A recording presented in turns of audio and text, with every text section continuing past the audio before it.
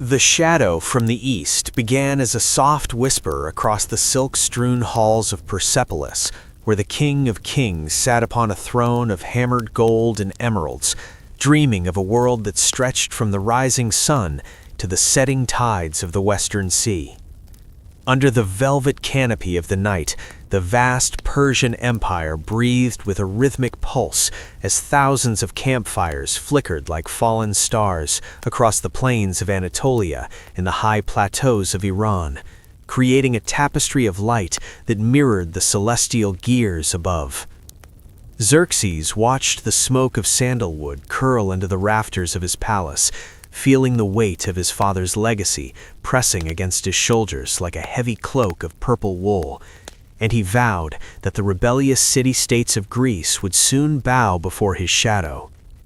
The air in the royal chambers was thick with the scent of rosewater and ancient dust, and as the king closed his eyes, he could hear the distant drums of 1,000,000 soldiers marching in a slow, steady cadence that beat like a second heart beneath the earth. This was a time of immense power and quiet preparation, where the blacksmiths worked through the moonlit hours, their hammers striking bronze in a hypnotic ring that echoed through the valleys, while the weavers crafted banners of crimson and gold that would soon flutter in the salty breeze of the Aegean. Far to the west, across the churning turquoise waters, the rugged hills of Greece lay bathed in a silver glow, oblivious to the gathering storm, but prepared by centuries of hardship and the iron discipline of the mountainous landscape. In the heart of the Peloponnese, the city of Sparta stood as a silent sentinel of stone and shadow, where the olive trees rustled in the midnight wind, and the elders spoke in hushed tones about the coming of the great king. Leonidas, the king of Sparta, walked the perimeter of the Eurotas River, feeling the cold dampness of the earth beneath his feet and watching the reflection of the moon dance upon the ripples of the water, which flowed with a timeless grace toward the sea. He knew that the peace of the valley was a fragile thing, like a glass vessel balanced on a narrow ledge, and he let the coolness of the night air settle into his lungs as he contemplated the sacrifice that would soon be required to keep the flame of liberty burning. The transition from the opulence of the Persian court to the stark simplicity of the Spartan barracks was a journey of the mind, where the luxury of silk gave way to the warmth of a simple wool blanket, and the complex melodies of the flute were replaced by the steady roar of the ocean.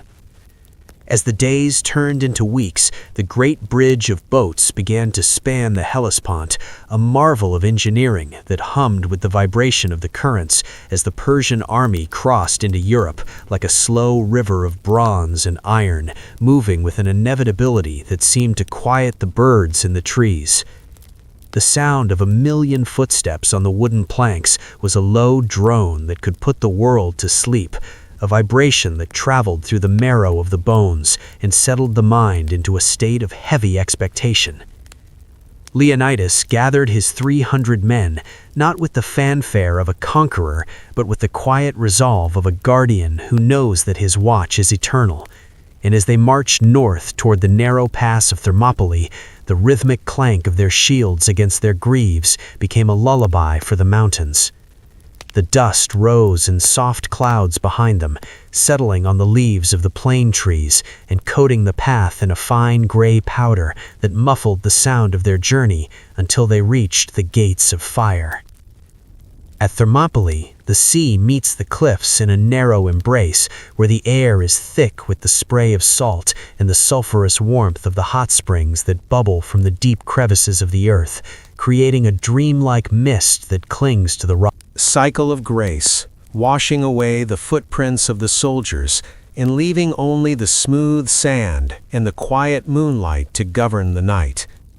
The sound of the sea is a constant low frequency that anchors the mind to the present moment, allowing all the worries of the past and the future to dissolve into the dark indigo of the abyss, where there is only peace and the slow, steady breath of the world.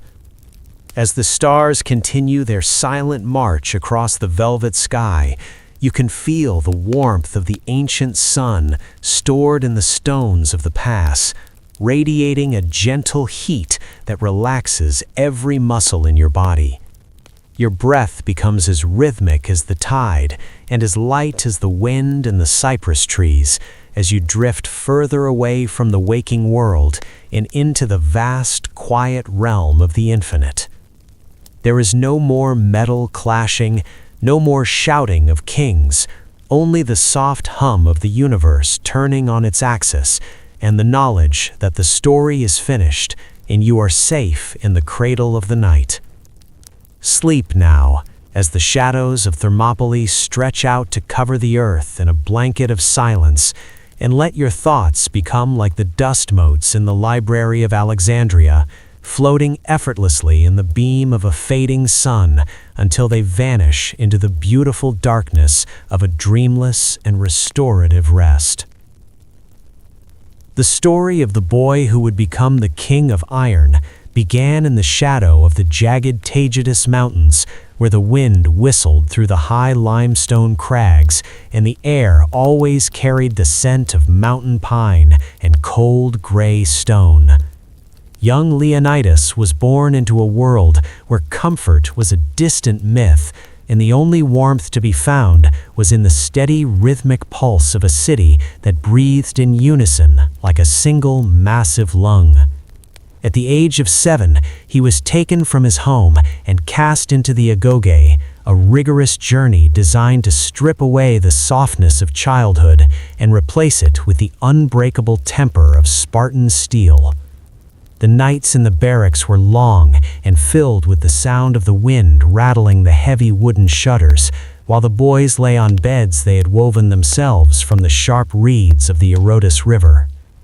There were no blankets to shield them from the winter chill, only the internal fire of their own resolve and the shared silence of 100 other souls breathing in the darkness. As the moon traced its slow silver arc across the sky, Leonidas would lie perfectly still, listening to the distant call of an owl and the steady patter of the rain against the stone walls, feeling his own heartbeat slow down to match the ancient rhythm of the earth. He learned to move through the forests with the stealth of a mountain lion, his bare feet barely touching the carpet of needles as he tracked the shadows of the clouds moving across the valley floor. Hunger was a constant companion, a dull ache that taught him the value of patience and the clarity that comes from a mind unburdened by excess. He spent his days in the sun-drenched courtyards, where the dust rose in golden clouds, and the instructors spoke in low, measured tones about the geometry of the shield and the physics of the spear.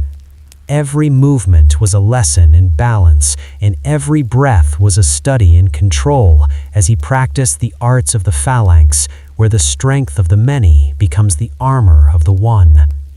He watched the older boys spar with wooden staves, their movements flowing like a slow-moving river of bronze, and he realized that power was not found in a loud voice or a heavy hand, but in the quiet stillness of a focused spirit. One evening, as the sun dipped behind the peaks and the sky turned the color of a bruised plum, Leonidas was sent out into the wilderness alone, with nothing but a thin cloak and the sharp edge of his wits. The mountain was a vast and silent cathedral where the trees stood and the gentle warmth of his own breath. The world outside continued to turn, but for Leonidas, there was only the infinite expanse of the internal world, where the soul is free to wander through the quiet gardens of the mind. He felt himself sinking into the soft layers of the night, like a stone settling into the silt at the bottom of a deep pond, where the water is still and the light is dim. The transition from waking to dreaming was a seamless glide, a movement as natural as the setting of the sun or the falling of a leaf in the autumn wind. He was safe, and he was whole, and the legacy of the Iron King would continue to breathe in the hearts of his people long after the fires of the agoge had turned to ash. As you listen to the steady flow of these words, let your own mind mimic the stillness of the Spartan king and feel the weight of your body pressing into the bed with a comforting and grounded sensation. There is nothing left to do and nowhere left to go but into the deep and quiet territory of a long and restorative slumber. The shadows are long and the air is soft, and the world is asleep in the arms of the night. The journey to the mountain slopes of Parnassus began in a season of heavy mists and silver shadows, where the ancient path wound like a sleeping serpent through the groves of gnarled olive trees, and the air grew thin and cold with the scent of laurel and wet stone. King Leonidas moved with a slow and steady stride, his bronze sandals clicking rhythmically against the rocky trail in a cadence that seemed to echo the very heartbeat of the earth itself. As he climbed higher toward the sacred sanctuary of Delphi, the world below began to dissolve into a sea of soft gray clouds, and the noise of the coming war was replaced by the low hum of the wind whistling through the limestone pillars. The Temple of Apollo stood as a silent witness to the passage of ages, its massive blocks of marble weathered by the breath of 1,000 winters and the golden light of 1,000 summers, creating a sense of permanence that made the worries of men feel as fleeting as a summer breeze. Inside the temple, the atmosphere was thick with the heavy fragrance of burning incense and the sweet, sharp tang of bay leaves, which drifted in the dim light like ghosts of thoughts long forgotten. Leonidas stood in the shadows of the great hall, his eyes fixed on the fissure in the earth, where the sacred vapors rose in lazy spirals of blue and white, curling around the stone base of the tripod where the Pythia sat in her deep trance. The silence was profound and heavy, like the weight of a mountain pressing down on a single grain of sand, and as the king waited, he could hear the slow drip of water from a hidden spring echoing in the darkness with the steady precision of a cosmic clock. Every breath he took felt like a slow expansion of his soul, reaching out to touch the invisible threads of fate that connect the stars to the stones and the kings to the dust of the fields.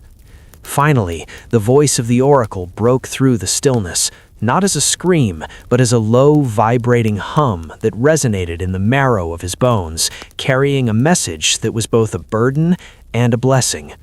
The words floated in the air like autumn leaves falling onto a still pond, telling him that either the great city of Sparta would be laid low by the sons of Perseus, or its people would mourn the loss of a king born of the line of Heracles. This was the grim prophecy, the silent choice that had been carved into the fabric of time long before the first stone of the palace had been laid, and Leonidas accepted it with a calm and quiet surrender that felt like the cooling of molten iron in a bath of mountain water. He felt no fear and no anger, only a deep and tranquil clarity. Dreams. The story of the king and the oracle settles into the back of your mind, becoming a soft hum that lulls you further into the stillness. The trees are silent, and the birds are at rest, and the stones are cooling in the midnight air as you sink deeper and deeper into the comfort of your bed. The world is turning, and the stars are burning, and you are drifting away on a sea of pure and tranquil shadow, where the only sound is the soft breath of the wind and the steady heartbeat of the earth.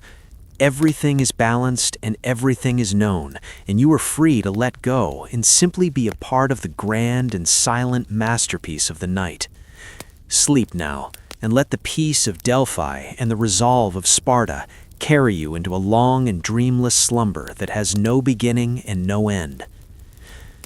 The decision to march was made in the deep stillness of a Spartan midnight, when the air was cool and the scent of blooming jasmine mingled with the dry dust of the gymnasium, where generations of warriors had left their footprints in the earth. Leonidas stood alone on the stone balcony of his house, looking out over the city of Sparta, which lay bathed in the pale silver light of a waning moon, and he felt a profound sense of quietude as the weight of the oracle's prophecy settled into his heart like a smooth river stone sinking into the silt. The city was silent, save for the occasional bark of a distant dog or the rhythmic rustle of the wind through the tall cypress trees that stood like dark sentinels guarding the secrets of the valley. He knew that the full army of the Spartans could not march because of the sacred festival of the Carnea, a time when the laws of his people demanded peace and religious devotion, and yet the shadow of the East was moving closer with every heartbeat of the world. With a slow and deliberate breath, he chose to defy the comfort of the majority and lead a small band of 300 fathers, men who already had sons to carry on their names and their legacies into the folding layers of time. This was not a march of anger or of haste, but a steady and measured progression toward a destiny that had been written in the stars long before the first spear was ever forged.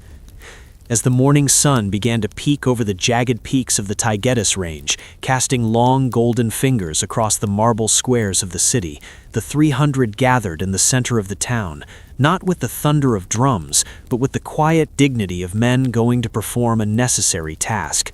The sound of their bronze greaves clicking against the stone was a hypnotic and repetitive rhythm, a steady pulse that seemed to ground the very air around them in a state of calm.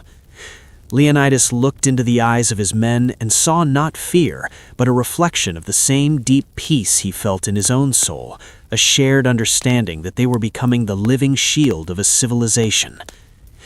They began their journey northward, moving away from the familiar sights of home and toward the rugged wildness of the mountains, where the paths became narrow and the air grew crisp with the smell of wild thyme and crushed mint. Each step was a form of meditation, a rhythmic movement that allowed the mind to let go of the complexities of life and focus only on the simple act of being in the present moment. The dust rose in soft gray clouds behind them and settled on the leaves of the bushes like a fine powder, muffling the sound of their march until the world felt as quiet as a library at dusk. They walked past the small farms, where the workers paused to watch them pass, their faces etched with a silent gratitude that drifted through the air like the smoke from a distant hearth. As the days turned into a slow cycle of rising and falling light, the Spartans moved with a fluid and constant grace, their shields catching the sun in brief flashes of bronze. Heartbeat of the earth. Your breath is becoming as slow and as rhythmic as the waves at Thermopylae, rising and falling in a natural cycle of peace. The darkness of the night is a warm and protective embrace that covers you completely, allowing your thoughts to drift away like the smoke from a Spartan campfire. You are safe, and you are whole, and the story of Leonidas is a soft lullaby that lulls you deeper into the quiet territory of sleep. The stars are watching over the gates and the sea, and they are watching over you with a calm and eternal light. Every muscle in your body is relaxing into the softness of your bed as you sink further into the restorative depths of the night. The journey is over, and the watch has begun, and there is nothing left to do but surrender to the beautiful silence of a long and dreamless slumber. The world is turning, and the tides are flowing, and you are drifting into the infinite peace of the cosmic clock. Sleep now, and let the memory of the 300 be a steady anchor for your soul in the sea of dreams. The Gates of Fire was not a place of burning heat, but a narrow sanctuary of stone and mist, where the tall limestone cliffs of Mount Calidromus leaned down to touch the salt-crusted edges of the Malian Gulf, creating a passage so slender that the world seemed to narrow into a single focused breath of history and earth. Leonidas stood at the narrowest point, where the ground was cool and damp from the proximity of the sulfur springs that bubbled up from the deep veins of the mountain, producing a soft white steam that drifted through the air like the slow movement of a dream. The scent of sulfur and sea salt hung heavy and tranquil in the morning air, providing a natural incense that settled the nerves and stilled the mind as the Spartans looked out over the vast expanse of the turquoise water. This bottleneck was a masterpiece of nature's architecture, a place where the overwhelming numbers of an empire meant nothing and the steady discipline of a few meant everything, because the geography itself dictated the rhythm of the coming days. As the sun rose in a slow arc of pale gold, It illuminated the sheer vertical walls of the cliffs, which stood as silent and immovable sentinels guarding the way to the heart of Greece. Leonidas walked the length of the narrow track, feeling the rough texture of the ancient rock beneath his palms, and he realized that the mountain was his strongest ally, a giant of stone that would not bend or break regardless of the storm that was gathering on the eastern horizon. The sound of the waves lapping against the shore was a constant and rhythmic heartbeat, a low-frequency hum that seemed to vibrate through the very soles of his feet and anchor his spirit to the solid foundation of the land. There was a profound logic to this place, a geometric perfection, where the curve of the coastline and the angle of the mountain created a natural fortress that required no walls, only the presence of a calm and steady heart. The Spartans spent their hours in quiet preparation, moving the stones of the old Phocian wall into place with a slow and deliberate pace that felt more like a ritual of peace than a labor of defense. Each block of limestone was heavy and cool to the touch, and as they stacked them, one by one, the repetitive motion became a form of meditation that cleared the mind of all distractions and left only the pure essence of the task. The air in the pass was still, and the only movement was the lazy spiral of a hawk circling high above in the blue vastness of the sky, looking down on the tiny figures of men with a cold and beautiful indifference. To the north, the plains of Thessaly stretched out in a hazy blur of green and brown, where the massive army of Xerxes was beginning to funnel into the narrow opening like water being squeezed into the neck of a glass bottle. Leonidas watched the distant clouds of dust rising from the Persian camp, but he felt no urgency, only a deep and abiding sense of relaxation, knowing matters, and it is ticking in a slow and steady cadence that matches the beat of your own heart. Everything is balanced, and everything is calm, and you are free to let go and simply disappear into the beautiful and restorative darkness of a long and healthy sleep. The League of Cities was a tapestry of silver and bronze, woven under the ancient canopy of a Mediterranean sky, where the marble columns of Athens stood tall and white against the deep azure of the Saronic Gulf, and the rugged stone walls of Sparta anchored the fertile valley of Laconia in a state of perpetual readiness. This was a time of fragile whispers and heavy decisions, where the different hearts of 1,000 city-states began to beat in a singular, rhythmic cadence that echoed across the rocky hills and the sun-drenched islands like the distant murmur of a rising tide. In the assembly halls of Athens, the air was thick with the scent of cedar oil and old parchment as the orators spoke in long, flowing sentences that moved with the grace of the wind through a field of ripening wheat, while the citizens listened with a focused stillness that matched the steady gaze of the statues overlooking the agora. Far to the south, the Spartans sat in their simple councils under the shade of the plane trees, their voices low and measured, like the sound of river stones grinding together in a slow current, as they weighed the cost of an alliance that would bind the free-thinking sailors of the north to the iron-disciplined soldiers of the valley. This league was not a solid block of granite, but a delicate chain of silver links, each one representing a different tradition and a different history, yet all held together by the invisible gravity of a shared destiny.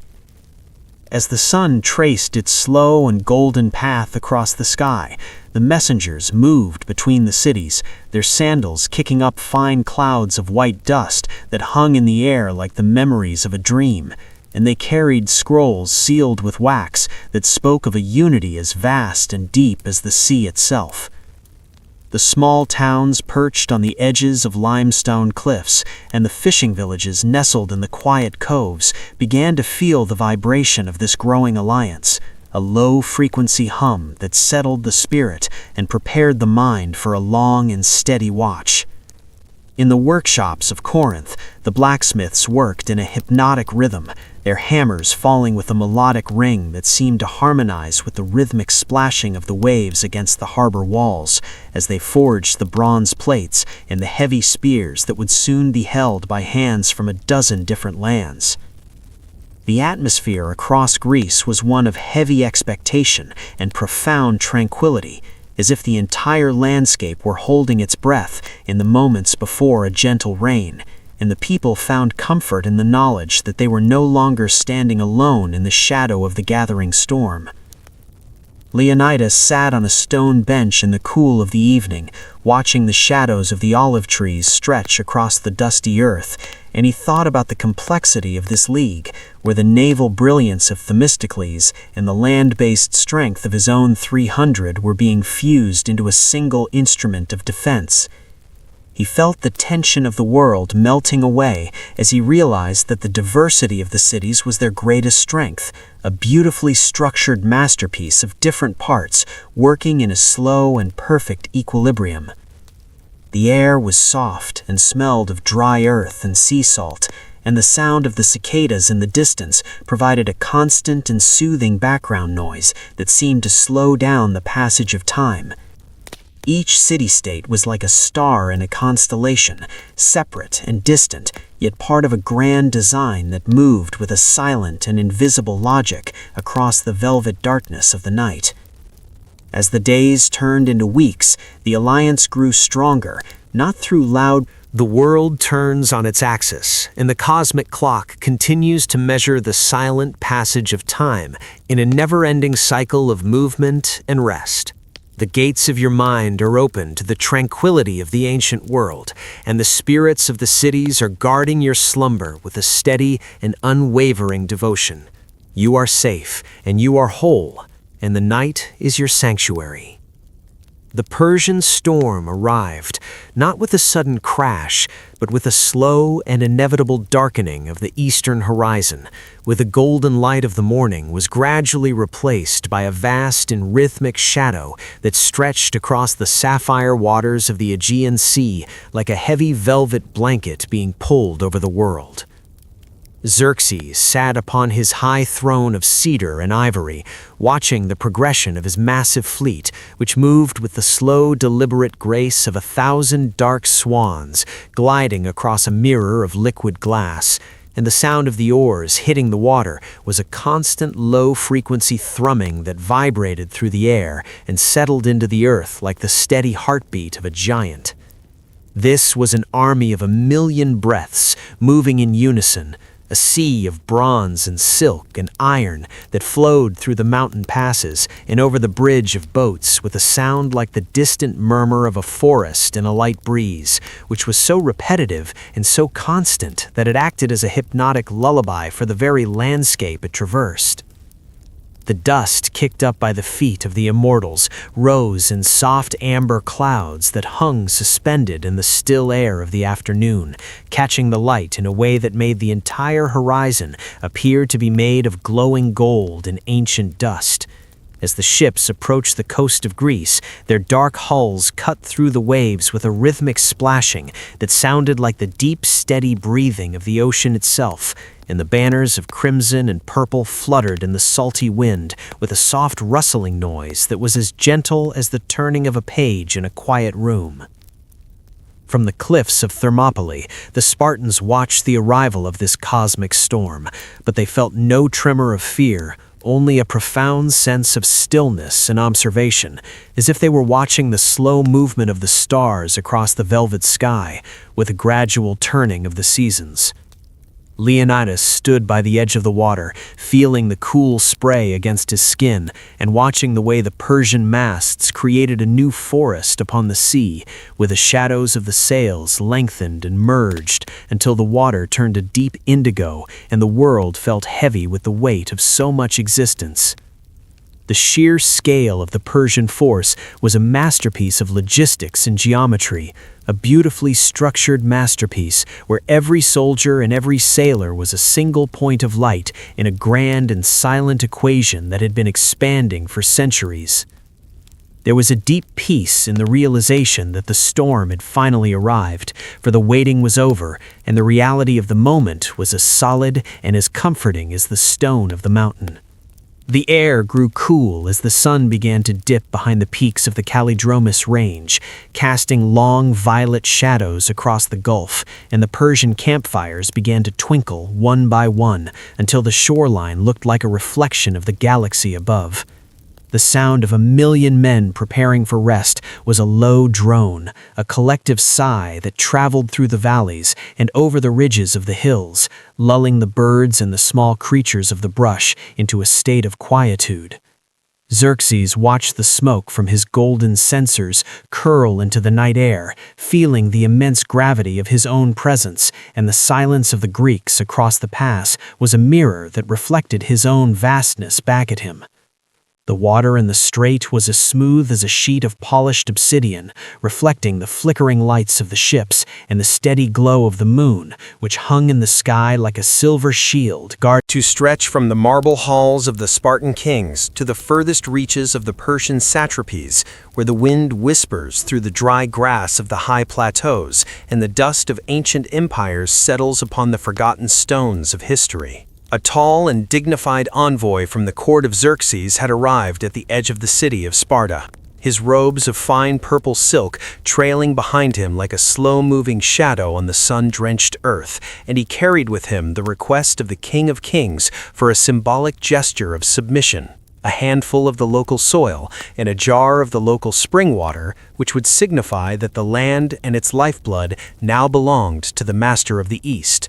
Leonidas stood in the center of the village, not with a crown of gold, but with the quiet dignity of a man who is part of the very ground he walks upon, and he watched the envoy with a steady and unblinking gaze that was as cool and as deep as the waters of the Eurotas River in the dead of winter. The air was thick with the scent of dry pine and the metallic tang of bronze, and the sound of the cicadas in the nearby olive groves provided a constant and rhythmic drone that seemed to slow down the heartbeat of everyone present in the square. The Persians spoke of the vastness of his master's power, describing armies that drank rivers dry and fleets that covered the surface of the sea like a carpet of dark wood. But the Spartans listened with a stillness that was more powerful than any shout, for they knew that true strength is not found in numbers, but in the unbreakable logic of a free mind. There was no anger in the response of the king, only a calm and absolute clarity that moved with the slow inevitability of a glacier carving its path through the mountain rock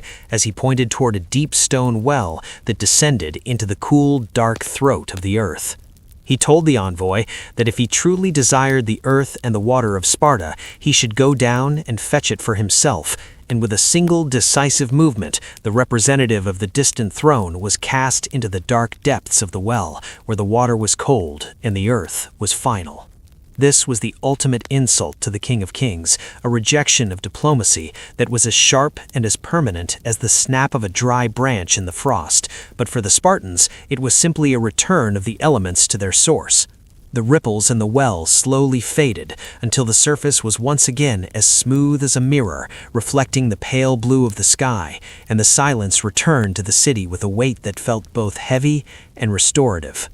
Xerxes sat on his golden throne in the distance, feeling the vibration of this defiance as it traveled across the mountains and the plains, a low-frequency tremor that disturbed the velvet peace of his royal chambers, and he vowed that the insolence of the Greeks would be answered with a storm of bronze and fire. But in Sparta, the rejection brought a sense of profound relaxation, for the choice had been made, and the path was now clear, and the complexity of words had been replaced by the simplicity of action. The warriors went about their daily rituals with a rhythmic and meditative focus, sharpening their spears with a steady back-and-forth motion that sounded like the breathing of the earth, and polishing their shields until they shone with a soft and comforting radiance. Leonidas sat in the shade of an ancient plane tree, watching the light shift across the hills, and he felt a wave of tranquility wash over him as he realized that by refusing to give away the earth, he had anchored himself more firmly to it.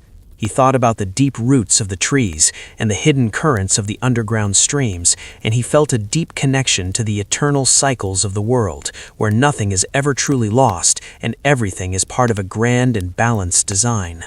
The air grew cool as the evening approached, and the shadows of the pillars lengthened across the dusty ground, creating a tapestry of light and dark that was as soothing as a lullaby. The rejection of the Persian individual men into a solitary, unbreakable organism of stone and bronze. The air was thick with the scent of dry earth and the metallic tang of polished metal, and the sound of the warriors breathing in unison was a low and constant drone that acted as a grounding frequency for the entire valley. In the Spartan phalanx, every movement was calculated with the cold logic of a mathematician and the fluid grace of a dancer, where the shield of the man to the right covered the unarmored side of the man to the left, creating a continuous scales of protection that moved with the slow inevitability of a glacier.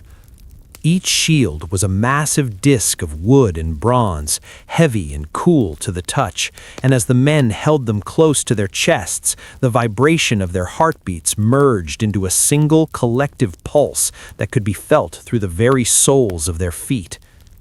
The mechanics of this wall were as ancient as the rocks themselves, built upon the principle that the strength of the whole is infinitely greater than the sum of its parts, and as the Spartans waited, they settled into a state of deep and focused tranquility that removed all tension from their limbs. The long dory spears, made of seasoned ash and tipped with sharp leaf-shaped bronze points, projected forward like the quills of a great golden creature, creating a forest of lethal geometry that waited in the still air of the morning. There was no haste in their actions and no noise in their ranks, for they knew that the wall of bronze was a masterpiece of efficiency, where every push and every pull followed the silent laws of physics that govern the stars and the pebbles alike. As the first wave of the Persian army approached, the sound of their many footsteps was a chaotic patter compared to the steady and singular thrumming of the Spartan line, which remained as immovable as the limestone foundations of the earth. When the two forces met, it was not a sudden explosion of sound, but a heavy and rhythmic grinding of bronze against wicker and iron, like the slow movement of a tectonic plate settling into its proper place. The Spartans did not strike with anger, but with a methodical and repetitive precision, pushing forward in a slow and synchronized march that cleared the ground before them with the steady persistence of a plow moving through a field. Every step was taken in a measured cadence, every thrust of the spear was a study in economy, and every block of the shield was a testament to the power of balance and leverage. The lethality of the phalanx lay in its total lack of ego, for no man sought personal glory, but only the perfection of the formation, which allowed them to endure the weight of an empire without breaking a single link in their chain.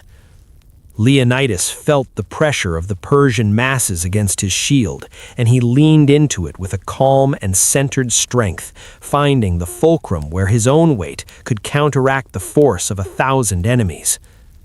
The world inside the phalanx was a place of intense clarity and quiet order, where the only things that mattered were the position of the feet and the angle of the shield and the steady rhythm of the breath.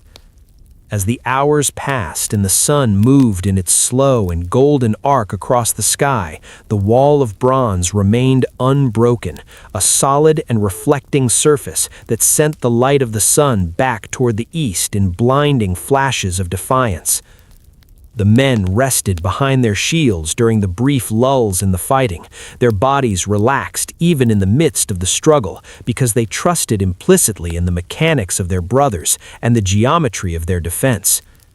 The sound of the waves lapping against the shore of the Malian Gulf provided a constant and soothing background melody to the rhythmic clashing of the battle, and the smell of the salt spray cooled the heat of the day.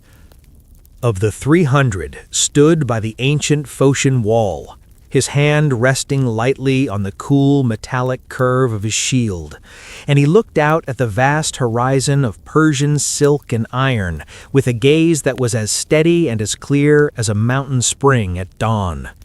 He did not raise his voice, and he did not show a flicker of anger, but instead he let out a slow, measured breath that seemed to settle the air around him into a state of absolute tranquility and focus. In that moment of deep stillness, he uttered the words "Molon labe," which meant, "Come and take them," and the response was not a shout of war, but a calm invitation to the inevitable logic of the earth and the sky. These words were like smooth stones dropped into a deep, still pond, creating ripples of meaning that expanded through the centuries, carrying with them the essence of a soul that had found total peace in its own resolve. The Persian messenger stood frozen in the quiet heat of the pass, feeling the immense weight of the Spartans' indifference, while the sound of the waves lapping against the shore provided a hypnotic and repetitive backdrop to the historic standoff. For Leonidas, the choice to keep his arms was not an act of pride, but a surrender to the laws of his upbringing and the natural order of a world where honor is as solid as the limestone cliffs that loomed above his head. He felt the tension of the world melting away into the dusty earth as he realized that by speaking those words, he had simplified his entire existence down to a single point of truth, where there was no more need for negotiation or for the complexities of diplomacy. The air was thick with the scent of wild sage and the sharp tang of the sea salt, and the light of the sun began to shift into a soft amber hue, casting long violet shadows across the narrow track of the pass. The 300 Spartans behind him remained as silent as the mountain itself, their bronze helmets reflecting the fading light in a way that felt warm and protective, like the embers of a home fire on a winter night. They heard their king's response, and they felt a profound sense of relaxation in their own limbs, for the path was now locked in place, and the steady ticking of the cosmic clock was the only sound that mattered in the vastness of the twilight. Molon labe was a lullaby of defiance, a rhythmic pulse of a heart that knew its purpose and was ready to rest in the cradle of history without a single regret or a single fear. Every muscle in the king's body began to let go of the day's labors as he surrendered to the gravitational pull of the land he was born to protect, feeling the connection between his own iron spirit and the deep roots of the olive trees that swayed in the evening breeze. The world outside the pass was a place of noise and shifting loyalties, but here, in the narrow gateway, there was only the absolute stillness of the bronze and the slow, steady flow of the water from the sulfur springs. As the sun dipped below the ridges of Mount Calidromus, the sky turned a deep indigo, and the stars began to appear one by one, like points of light in a grand and silent equation that had already been solved. The words, "Come and take them," echoed in the mind like a mantra of peace, removing all the chaos of the unknown and replacing it with the solid comfort of a chosen destiny. Leonidas sat on a low stone, watching the Persian campfires twinkle in the distance like a carpet of fallen stars, and he felt a wave of restorative calm wash over him, as if the words themselves had become a shield against the worries of the future. The repetition of the breath and the rhythmic sound of the sea created a sanctuary of sleep where the mind could drift away from the demands of kings and empires and sink into the quiet darkness of the night. There was no more tension in the hands that held the spear, and there was no haste in the Spartan line and no noise from their lips, only the synchronized sound of 300 men breathing in a slow and rhythmic cadence that matched the rising and falling of the sea waves in the Gulf of Malea. When the Medes finally reached the wall of bronze, it was not a sudden explosion of movement, but a heavy and deliberate meeting of two different worlds, where the chaotic energy of the many met the structured stillness of the few. The shields of the Spartans remained locked in a seamless and reflecting ribbon of light, and as the first wave broke against them, it was like the foam of a wave shattering against a timeless rock. Every push and every shove was met with a calm and centered strength, a geometric balance where the leverage of the long ash spears held the line with the effortless precision of a well-tuned machine. Leonidas felt the pressure of the bodies against his shield, and he leaned into the weight with a sense of profound relaxation, knowing that the laws of physics and the structure of the phalanx would do the work for him. The sound of the clashing bronze was rhythmic and muffled, a repetitive metallic heartbeat that seemed to slow down the passage of time until every second stretched out like a long shadow on the dusty earth. The Medes and Scythians found themselves caught in a cycle of motion they could not understand, moving forward only to be pushed back by a force that felt as permanent as the mountain itself. Behind the shields, the Spartans moved with a fluid and quiet economy of motion, their spears finding their marks with the steady persistence of a needle moving through cloth in a grand and silent tapestry of duty. As the hours passed, the sun moved in its slow and golden arc across the pale blue sky, casting a warm and comforting light over the struggle, and the dust rose in soft amber clouds that hung in the air like a veil of dreams. The Spartans did not fight with anger,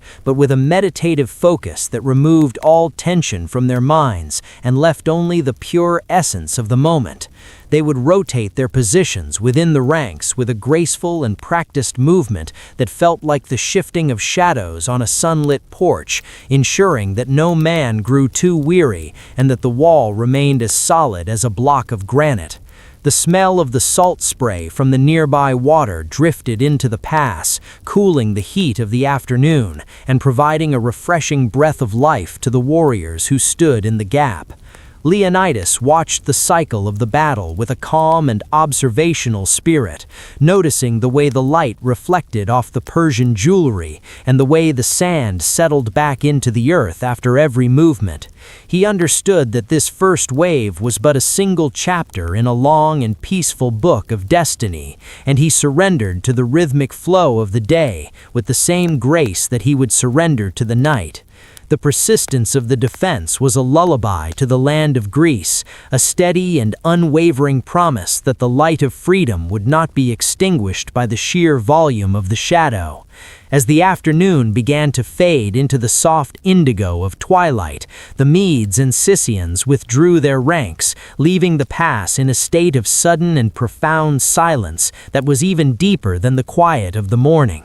The Spartans stood in their original positions, their armor dusty but their spirits as clear as the water in the mountain springs, and they felt a wave of restorative calm wash over them as they realized they had held the world at bay through the power of stillness and order. They rested in the deepening shadows, their heads pillowed by their shields, and their minds drifting toward the stars that were beginning to twinkle in the velvet sky.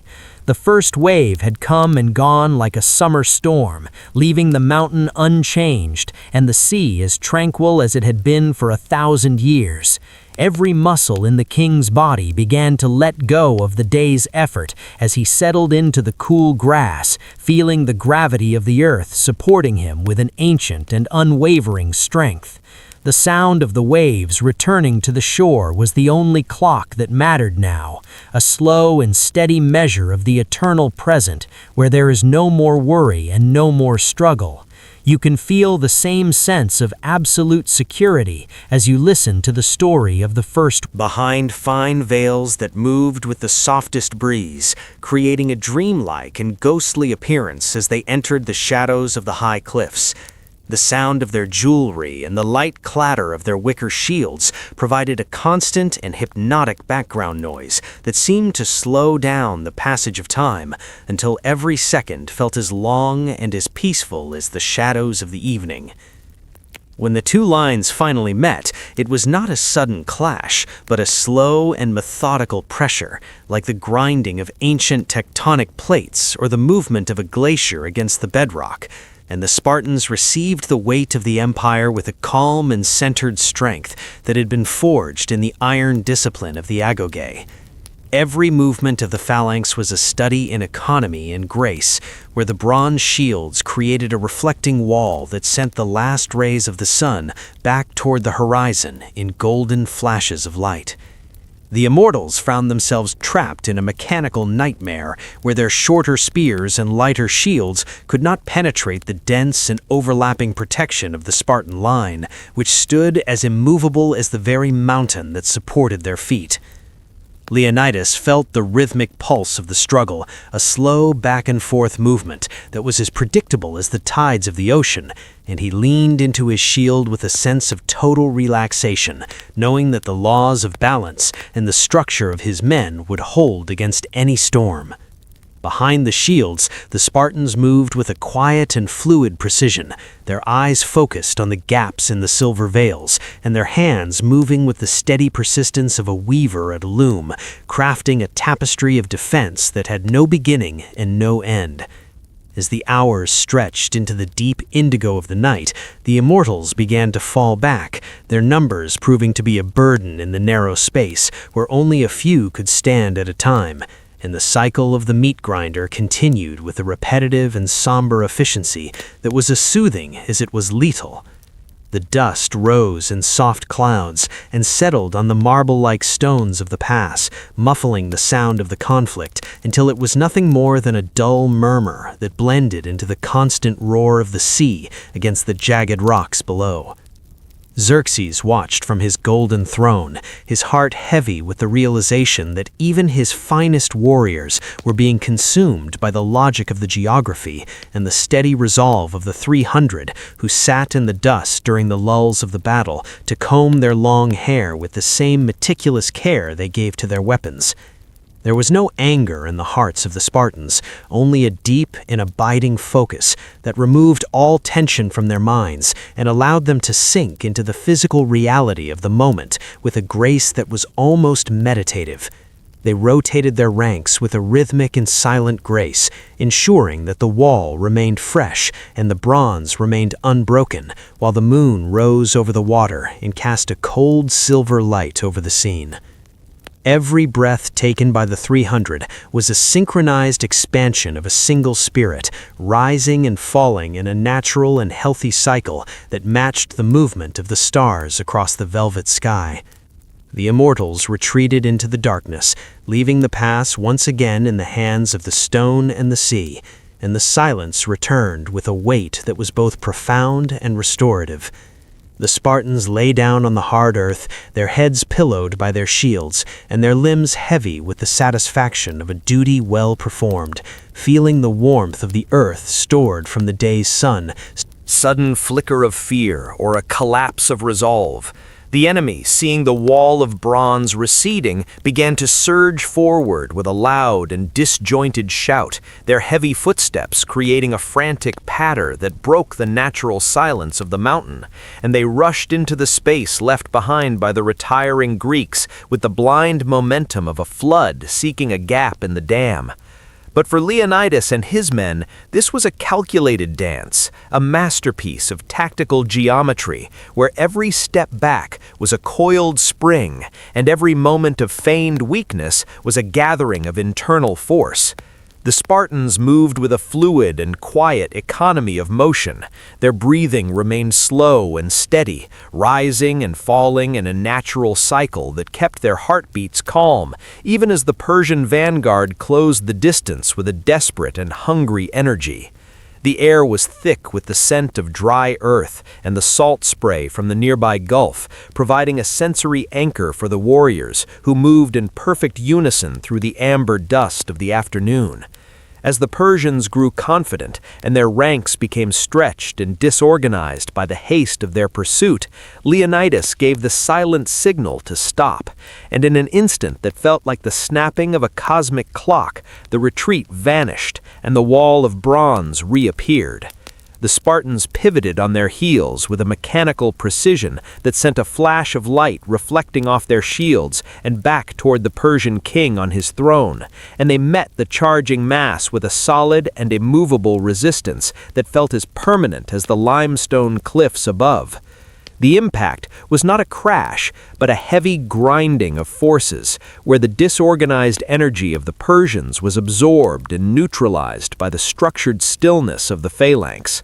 This was the lesson in discipline that the mountain had taught the boy Leonidas in the long nights of the Agoj, that the mind must be a fortress before the body can be a shield, and that the greatest victories are won in the quiet space between the action and the reaction. The Spartans pushed forward once again, their long ash spears moving in a repetitive and hypnotic cadence that cleared the ground with the steady persistence of a needle through silk.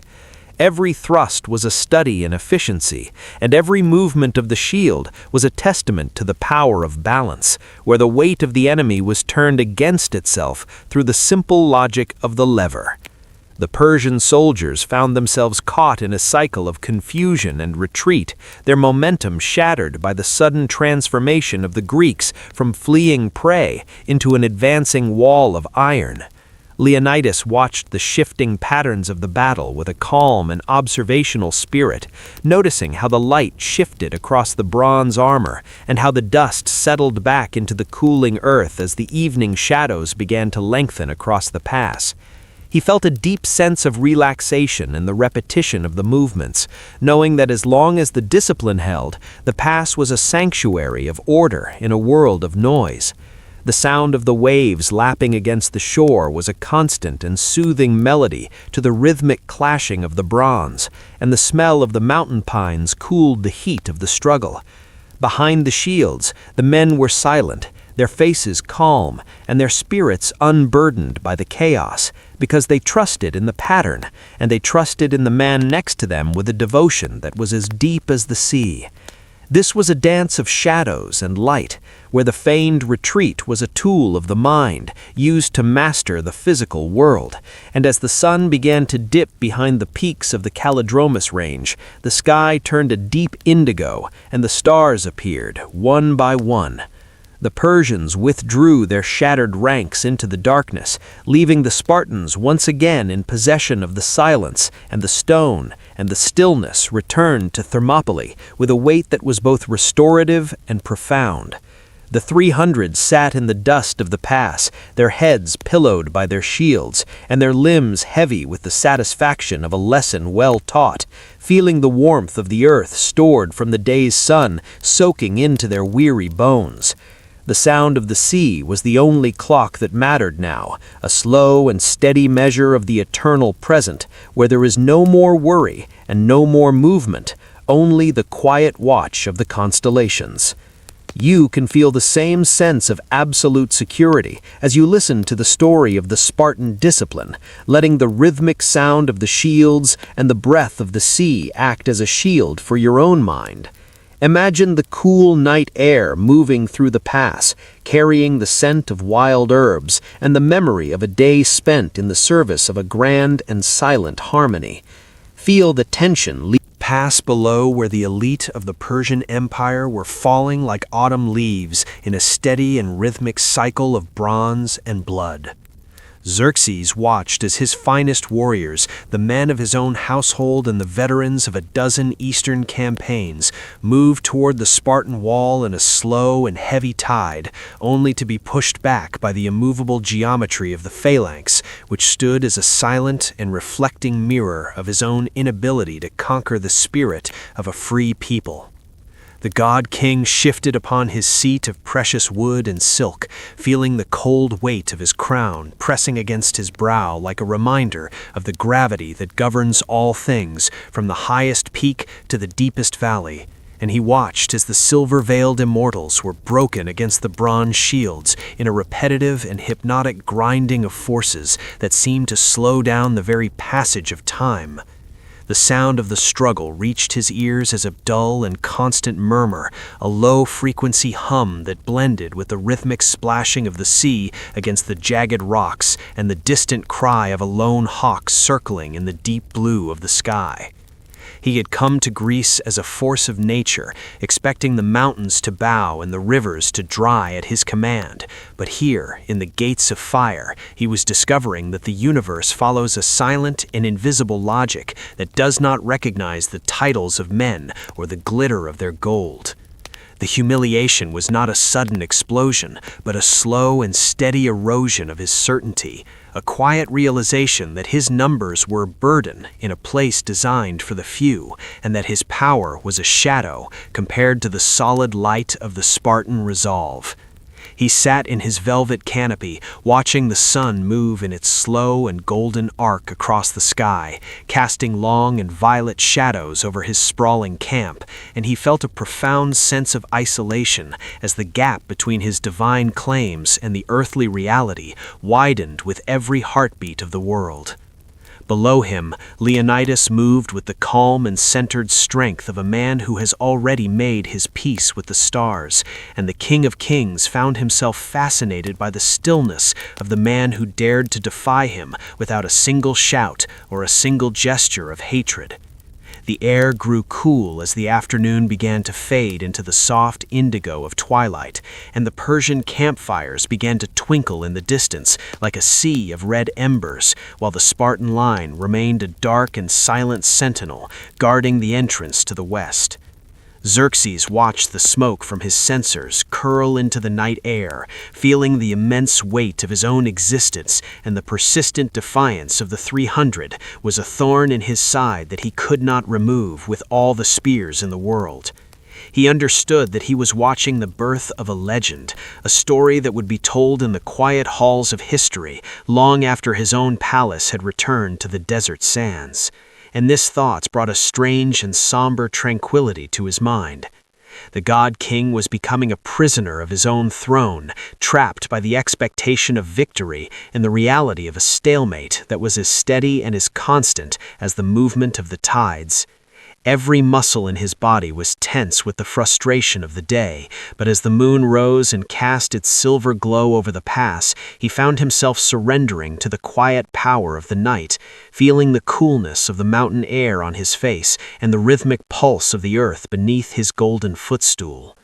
The world of noise and ambition was far away, and here, The great King Xerxes. The air was heavy with the fragrance of burning sandalwood and the soft rustle of silk as the trader revealed the hidden path called the Anapeia, which would allow the Persian army to bypass the wall of bronze and descend upon the Spartans from the rear like a slow-moving quiver of iron.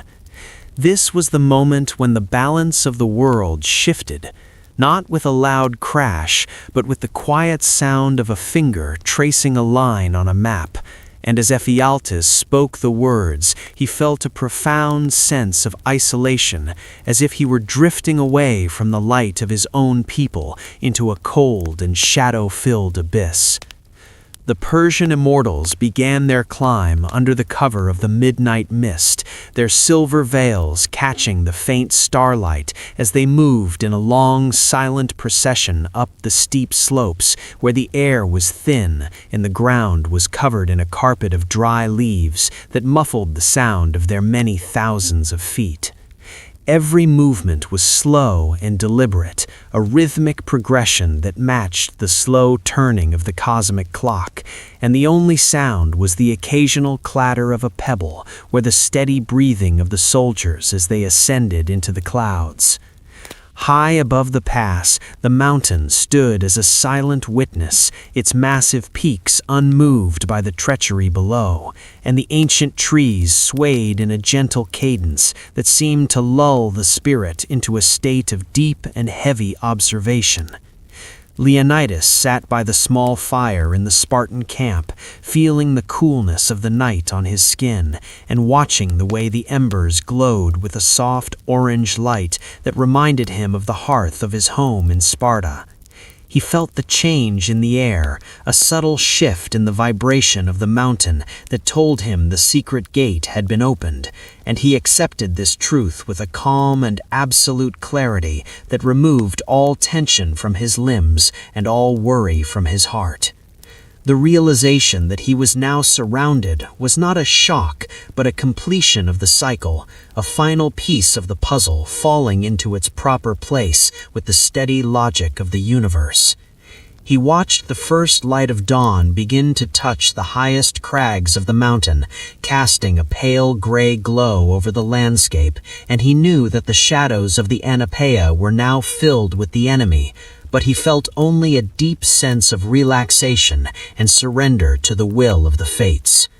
The betrayal of Ephialtes was merely a tool used by the hand of destiny to bring the story of the 300 to its ultimate and most beautiful conclusion, and Leonidas felt a wave of restorative peace wash over him as he prepared to face the final day. The world outside the pass was a place of noise and chaos and greed, but here, in the shadow of the mountains, there was only the steady presence of duty and the quiet rhythm of the breath. Each Spartan warrior woke from his sleep with a focused and tranquil spirit, their movements as graceful and as rhythmic as the shifting of the tides in the Malian Gulf, and they stood at the wall one last time, looking out at the rising sun, which turned the sea into a sheet of liquid gold.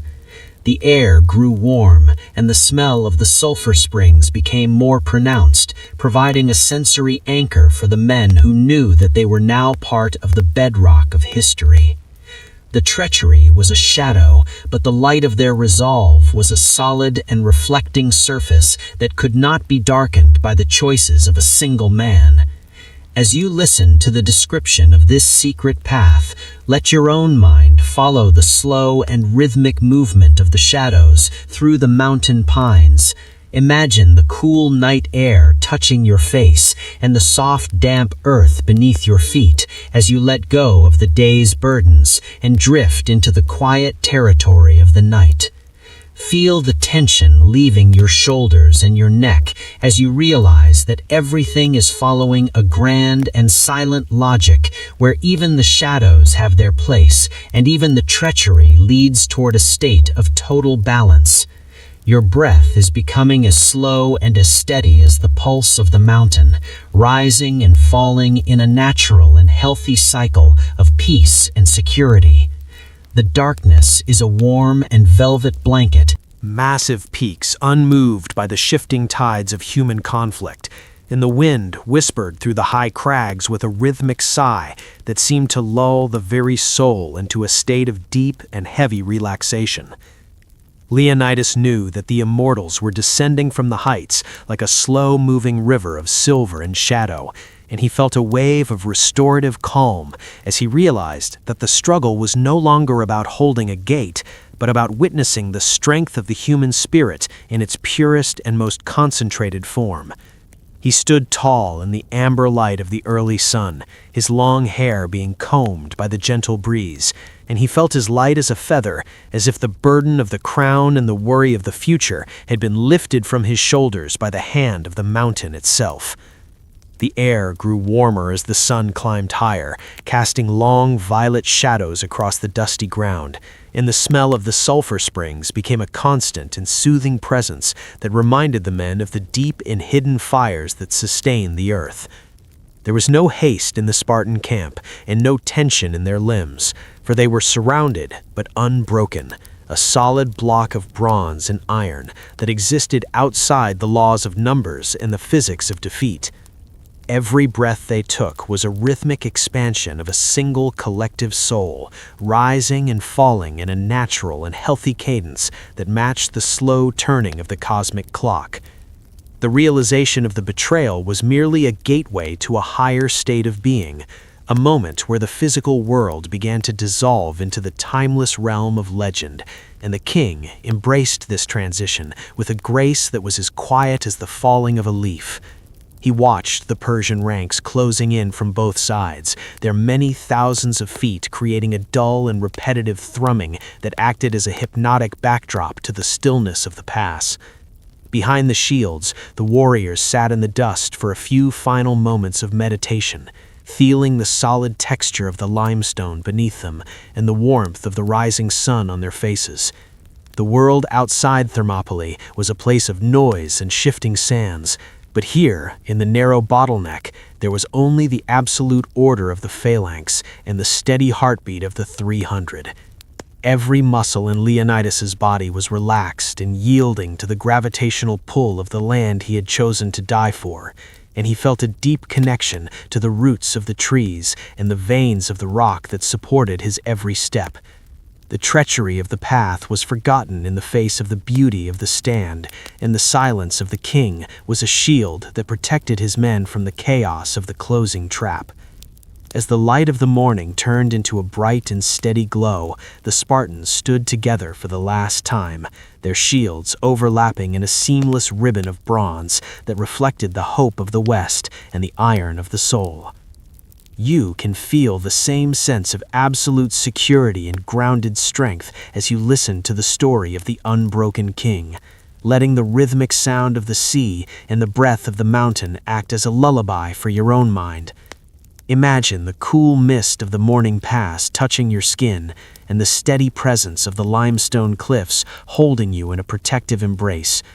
Feel the tension leaving your shoulders and your neck as you realize that everything is following a grand and silent logic, where the end of one journey is simply the beginning of another. Your breath is becoming as slow and as steady as the pulse of the 300, rising and falling in a natural and healthy cycle of peace. The darkness of the night that has passed has left behind a clarity that allows you to let go of the day's burdens and drift into the quiet territory of your own rest. The world of motion is far away, and here, in the shadow of the mountain, there is only the soft hum of the universe and the steady heartbeat of the earth. The darkness of the coming sleep is a warm and velvet blanket that covers the pass and the sea and the king, and it covers you now in a mantle of total tranquility. There is nothing to fear in being surrounded by the night, because the night is a sanctuary where the spirit finds its true home. Every word is a rhythmic vibration that settles your mind and relaxes your muscles until you feel as light as the smoke from a dying campfire drifting toward the stars. The stars are the silent witnesses to the moment of realization, and they shine with a cold and beautiful light that has watched over 1,000,000 sleeps and will watch over yours tonight.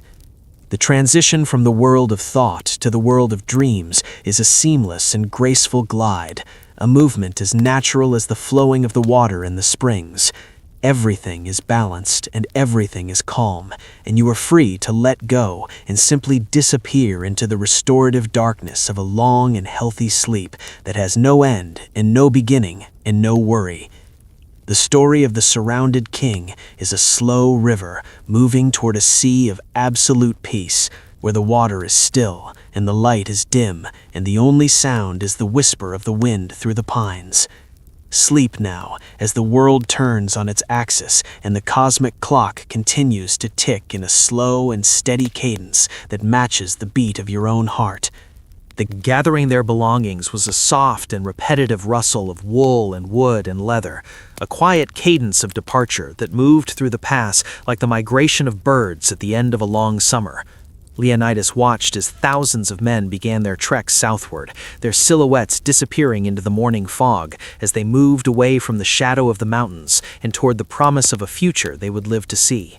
Each man who left carried with him a piece of the king's quiet resolve, a steady and unwavering vibration of the soul that would act as a seed for the resistance yet to come.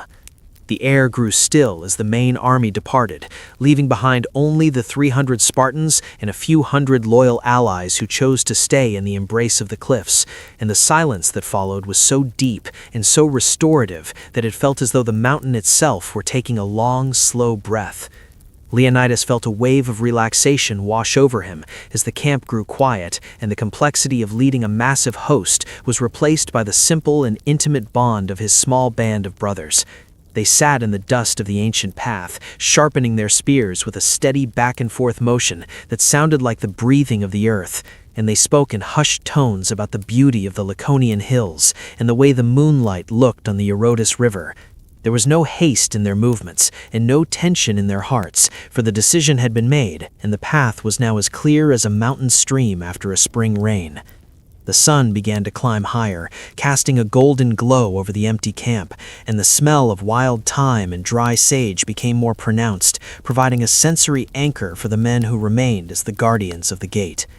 Every breath Leonidas took was a rhythmic expansion of his spirit, reaching out to touch the silent stones and the eternal sea, feeling the connection between his own iron will and the natural laws that govern the rising and the setting of the stars. He knew that by dismissing the army, he had saved the heart of Greece, and this realization brought a profound sense of peace to his mind, allowing him to sink into the physical reality of the moment with a grace that was almost meditative. The world outside the pass was a place of noise and frantic motion, but here in the narrow gateway there was only the absolute order of the 300 and the steady heartbeat of the mountain. Every muscle in the king's body was yielding to the gravitational pull of the land he loved, and he felt as light as a feather, as if the burden of the world had been lifted by the act of letting go.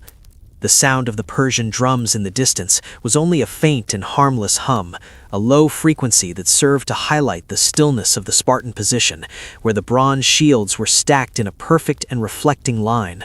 The final dismissal was a masterpiece of leadership, a quiet and structured transition from the world of survival to the world of legend, where the spirit is free to wander through the quiet gardens of history. As you listen to the story of the departing army, let your own mind follow the path of the soldiers back toward the peaceful valleys and the quiet homes of the South. Imagine the feeling of the cool morning air on your forehead and the steady rhythm of your footsteps on the soft earth as you let go of the day's burdens and drift into the quiet territory of the night. Feel the tension leaving your shoulders and your neck as you realize that you too have been dismissed from the worries of the world and are free to seek the sanctuary of your own rest. Your breath is becoming as slow and as steady as the pulse of the 300, rising and falling in a natural and healthy cycle of peace and security. The darkness is a warm and velvet blanket that covers the pass and the mountains and the sea, and it covers you now in a mantle of total tranquility. There is no more need for vigilance and no more need for struggle, because the watch has been simplified and the path has been set. Every word is a rhythmic vibration that settles your mind and relaxes your muscles until you feel as light as the mist. A natural and healthy cycle that matched the slow turning of the cosmic clock and removed all tension from the morning air. The Thespians wore the images of the Muses on their shields, and as the light touched the metal, it created a soft and comforting glow that seemed to ward off the chaos of the eastern storm and replace it with a state of absolute focus and tranquility. There was no haste in their hearts and no noise in their ranks, for they had already made their peace with the stars and the stones, and they found a deep sense of relaxation in the simplicity of their choice. As the Persian army began to move forward in a vast and rhythmic shadow, the sound of 1,000,000 footsteps was only a distant hum that served to highlight the stillness of the 1,000 men who stood at the gates of fire. The Thespian commander, Thermopylae, moved among his men with a calm and centered strength, his voice a low murmur that sounded like the wind through the cypress trees as he spoke of the quiet gardens of Thespiae and the eternal peace of a duty well performed. They stood side by side with the Spartans, forming a wall that was both iron and light, a geometric perfection of defense that functioned with the steady efficiency of a grand machine.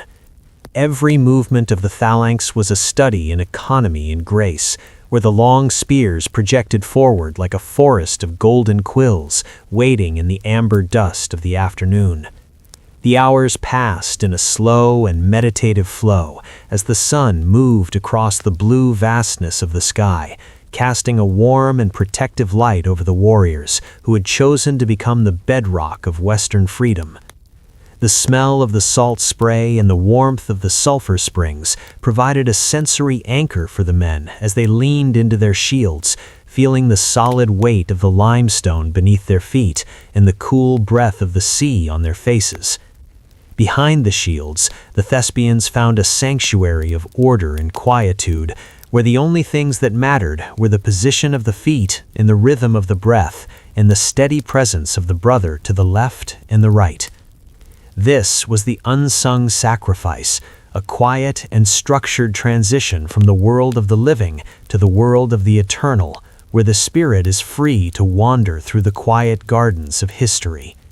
Every muscle in their bodies began to soften and yield to the gravitational pull of the land they were protecting, and they felt as light as feathers drifting on a thermal breeze toward the horizon of the night. The treachery of the mountain path was only a distant shadow compared to the solid light of their resolve, and the silence of the thousand was a shield that protected the heart of Greece from the noise of the god-king's ambition.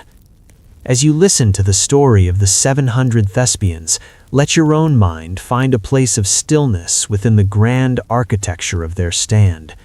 Imagine the cool morning air of the pass touching your skin and the steady rhythm of the waves lulling you into a state of total tranquility and security.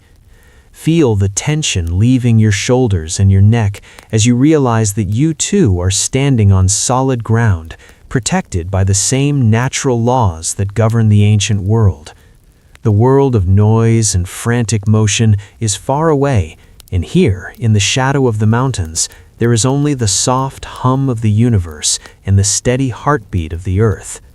Your breath is becoming as slow and as rhythmic as the pulse of the warriors, rising and falling in a natural and healthy cycle of peace and rest. The darkness of the night that is coming is a warm and velvet blanket that covers the pass and the gulf and the mountains, and it covers you now in a mantle of absolute tranquility. There is no need to hurry and no need to worry, because the path is set and the destination is a place of infinite silence and restoration. Every word is a rhythmic vibration that settles your mind and relaxes your muscles until you feel as light as the mist rising from the hot springs in the early morning light. The stars are the silent witnesses to the Thespian sacrifice, and they shine with a cold and beautiful light that has watched over 1,000,000 sleeps and will watch over you. The cadence that matched the slow turning of the cosmic clock, and the only sound was the muffled clattering of bronze against wicker and the steady breath of the earth. As their weapons failed them, they used their hands and their teeth to hold the ground with a primal and quiet dignity that was as immovable as the cliffs of Kallidromus and as constant as the movement of the tides. The sun began its slow and graceful descent behind the mountain ridges, casting long and violet shadows across the pass, and the sky turned into a deep and velvety indigo where the first stars began to twinkle with a cold and beautiful light that has watched over the rise and fall of every kingdom.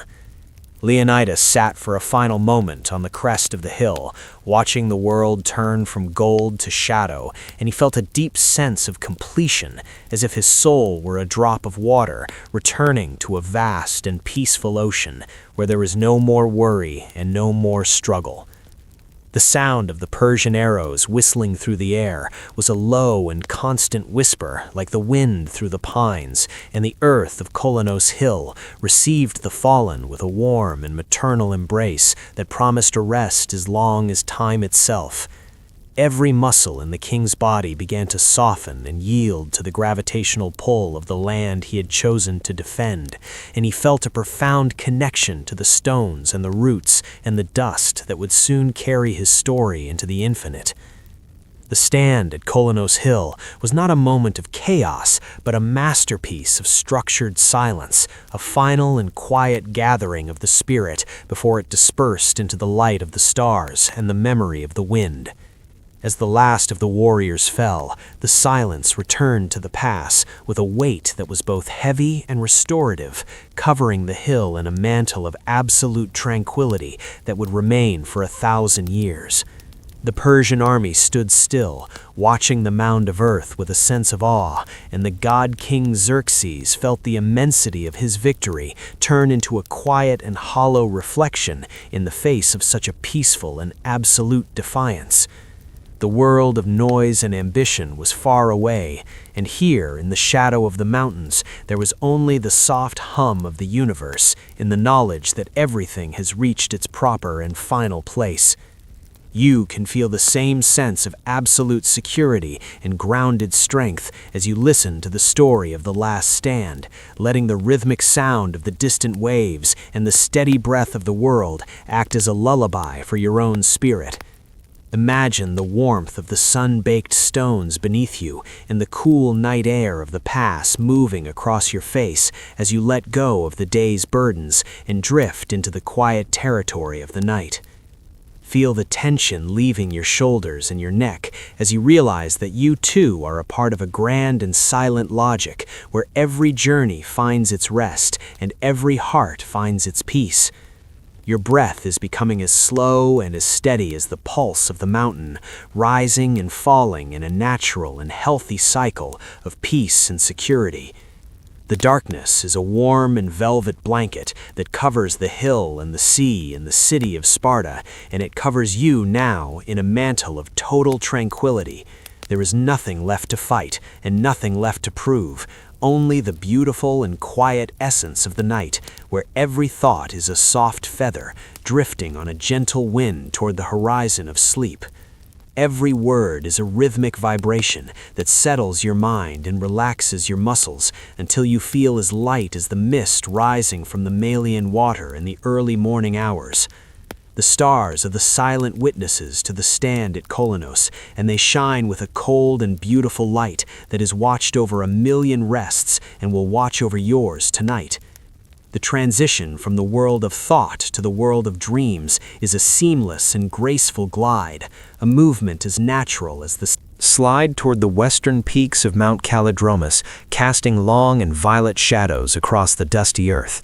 The struggle for his body was a masterpiece of Spartan discipline, a quiet and structured movement where every push and every pull followed the natural laws of balance and leverage, ensuring that the king remained in the hands of his brothers. As the hours stretched out like the shadows of a summer evening, the Spartans were treated to the hill of Kolonos, carrying their lion with a slow and steady gait that echoed the heartbeat of the earth, and the sound of their many footsteps was a hypnotic and comforting drone that lulled the mountain into a state of heavy observation. Xerxes watched from his golden throne, his mind filled with a somber and quiet realization that he could take the land, but he could never take the spirit of the man who lay in the dust. And this thought brought a strange and absolute tranquility to the King of Kings. The world outside the pass was a place of noise and shifting sands, but here, at the center of the defense, there was only the absolute stillness of the bronze and the steady rhythm of the breath. Every muscle in the Spartans' bodies was relaxed and yielding to the gravitational pull of their destiny, and they felt a deep connection to the stones and the springs that would soon carry the story of their king into the infinite dark of history. The transition of Leonidas from the waking world to the world of memory was a seamless and graceful glide, a movement as natural as the setting of the moon behind the crags of the mountain. As the night began to settle over Thermopylae, the struggle ended and the silence returned with a weight that was both heavy and restorative, covering the pass in a mantle of total tranquility that would remain for 1,000 years. The stars appeared one by one, twinkling with a cold and beautiful light that has watched over 1,000,000 rests and will watch over yours tonight. You can feel the same sense of absolute security and grounded strength as you listen to the story of the fallen lion, letting the rhythmic sound of the distant waves and the steady breath of the world act as a lullaby for your own spirit. Imagine the warmth of the sun-baked ground and the cool night air of the pass moving across your face as you let go of the day's burdens and drift into the quiet territory of the night.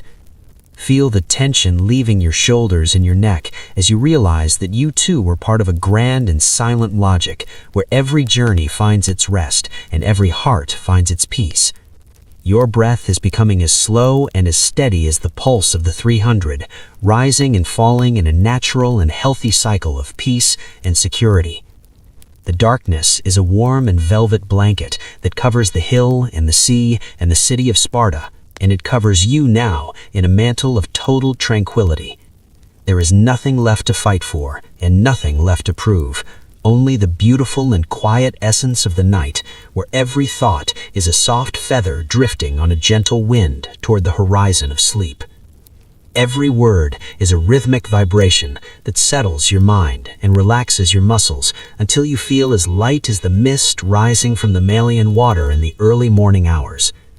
The stars are the silent witnesses to the death of the lion, and they shine with a cold and beautiful light that has watched over 1,000,000 rests and will watch over yours tonight. The transition from the world of thought to the world of dreams is a seamless and graceful glide, a movement as natural as the setting of the sun behind the peaks of the mountain.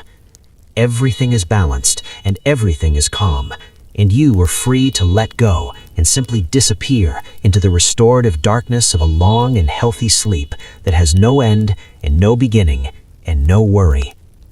The story of the struggle for the king is a slow river moving toward a sea of absolute peace where the water is still and the light is dim and the only sound is the whisper of the wind. And damp earth provided a sensory anchor for the night as the moon rose over the water and cast a silver glow over the silent mounds of the fallen. Leonidas and his men were now beyond the reach of any king's anger, resting in a state of absolute and restorative peace, where the laws of empires no longer applied and the only thing that mattered was the steady ticking of the cosmic clock. The desecration was a shadow that could not touch the light of their resolve, and the silence that followed the victory was so profound that it seemed to vibrate through the very soles of the king's feet and settle his own spirit into a state of heavy observation. Every muscle in the world seemed to relax as the sun vanished completely, leaving only the soft hum of the universe and the knowledge that the cycle of the day was finished and the cycle of the legend was just beginning.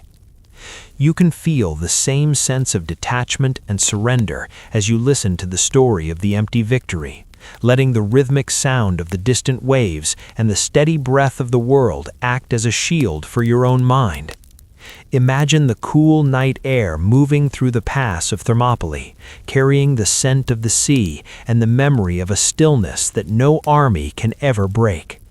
Feel the tension leaving your shoulders and your neck as you realize that even the greatest anger eventually dissolves into the quiet dark of the night, and even the heaviest burdens are lifted by the hand of time.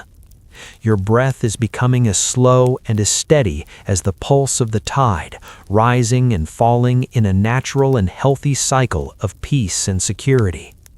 The darkness is a warm and velvet blanket that covers the pass and the gulf and the empty throne, and it covers you now in a mantle of total tranquility. There is no more need for rage and no more need for victory, only the beautiful and quiet essence of the night, where every thought is a soft feather drifting on a gentle wind toward the horizon of sleep. Every word is a rhythmic vibration that settles your mind and relaxes your muscles until you feel as light, and the steady breath of the world act as a lullaby for your own mind. Imagine the warmth of the communal fires in the cool night air of the mountains moving across your face as you let go of the day's burdens and drift into the quiet territory of the night. Feel the tension leaving your shoulders and your neck as you realize that you too are part of a grand and silent logic where the end of one struggle is simply the beginning of an eternal peace. Your breath is becoming as slow and as steady as the pulse of the 300, rising and falling in a natural and healthy cycle of peace and security. The darkness is a warm and velvet blanket that covers the hills and the sea and the cities, and it covers you now in a mantle of absolute tranquility. There is no more need for worry and no more need for haste, because the fire has been lit and the path is clear. Every word is a rhythmic vibration that settles your mind and relaxes your muscles until you feel as light as the smoke from a Spartan campfire drifting toward the stars. The stars are the silent witnesses to the soul of Greece, and they shine with a cold and beautiful light that has watched over 1,000,000 rests and will watch over yours tonight. The transition from the world of thought to the world of dreams is a seamless and graceful glide, a movement as natural as the flowing of the water in the ancient springs. Everything is balanced and everything is calm, and you are free to let go and simply disappear into the restorative darkness of a long and healthy sleep that has no end and no beginning. The story of the resistance is a slow river moving toward a sea of absolute peace, where the water is still and the light is dim, and the only sound is the whisper of the wind through the pines. Sleep now, as the world turns on its axis and the cosmic clock continues to tick in a slow and steady cadence that matches the beat of your own heart. The gates of your mind are open to the tranquility of the ancient world, and the spirits of the warriors are guarding your slumber with a steady and unwavering light. The bronze is cool, and the earth is firm, and the darkness is a warm and protective embrace that covers you from head to toe in a blanket of absolute and eternal quiet. You are safe, and you are whole, and the night is your sanctuary, where everything is known and everything is forgiven, and you are free to drift into the deep indigo depths of a restorative and beautiful rest. The sun has set on the battle, and the moon has risen over the soul of Greece, and you are at rest in the heart of the infinite night. The turning tide began with the slow and rhythmic shifting of the turquoise waters around the island of Salamis, where the salt-crusted wooden hulls of the Greek triremes rocked in a gentle, hypnotic cadence against the white limestone docks, and the air was filled with the scent of sun-dried cedar and the cooling spray of the Aegean Sea as the sun traced a long golden arc across the sky and settled behind the jagged peaks of the mountains in a display of soft violet and deep indigo shadows. This was a moment of profound and restorative stillness, where the frantic energy of the Persian fleet was met by the quiet and calculated logic of the narrow straits, and the Greek sailors moved with a mechanical and synchronized grace that mirrored the steady discipline of the 300 who had held the gates of fire. In the Bay of Salamis, the water was as smooth as a sheet of polished glass, reflecting the pale silver light of the moon, and the steady ticking of the cosmic clock seemed to slow down the passage of time until every movement of the oars was a form of meditation that cleared the mind of all tension and left only the pure essence of the sea. The victory at Salamis was not a sudden explosion, but a slow and inevitable turning of the world, where the heavy and disorganized Persian ships were caught in the rhythmic embrace of the rocks and the waves, while the Greeks moved with the fluid economy of a master and graceful glide, a movement as natural as the setting of the moon behind the peaks of the Calidromus range.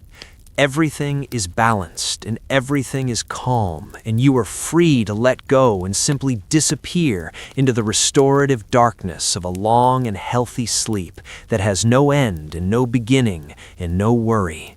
The story of Salamis and Plataea is a slow river moving toward a sea of absolute peace, where the water is still and the light is dim, and the only sound is the whisper of the wind through the pines. Sleep now, as the world turns on its axis, and the cosmic clock continues to tick in a slow and steady cadence that matches the beat of your own heart. The gates of your mind are open to the tranquility of the ancient world, and the spirits of the heroes are guarding your slumber with a steady and unwavering light. The bronze is cool, and the earth is firm, and the darkness is a warm and protective embrace that covers you from head to toe in a blanket of absolute and eternal quiet. You are safe, and you are whole, and the night is your sanctuary, where everything is known and everything is forgiven, and you are free to drift into the deep indigo depths of a restorative and beautiful sleep that carries you far away into the quiet darkness of the unknown. The tide has come in, and the world is at rest. The birth of Western freedom began in the quiet, long-shadowed valleys of the mind, where the idea of liberty was first forged like a piece of cold iron in the steady heat of the Spartan agoge and the deep philosophical stillness of the Athenian groves. And as the centuries passed, the sacrifice at Thermopylae transformed from a simple military defeat into a radiant and eternal victory for the human spirit that pulses with the steady, rhythmic cadence of a heartbeat beneath the foundation of everything we know. Imagine the cool evening air of the ancient Mediterranean settling over the rugged peaks of Greece, where the scent of wild mountain lavender and sun-baked limestone fills the lungs, and the only sound is the persistent, hypnotic rustling of olive leaves in a gentle breeze that carries the memory of 300 men who chose to stand in a narrow pass to prove that the soul cannot be measured by numbers or weighed by gold.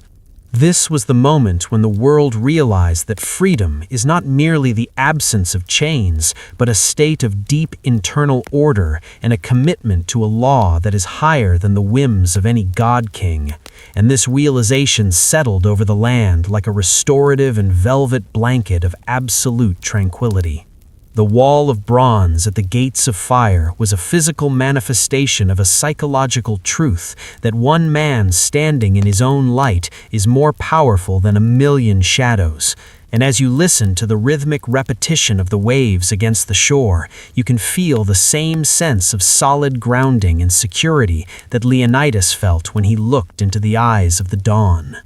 The legacy of Thermopylae is a sanctuary of logic in a sea of chaos, a place where the human spirit is seen as a masterpiece of geometry and balance. And as the stars appear one by one in the indigo sky, they act as silent witnesses to the enduring power of this quiet defiance.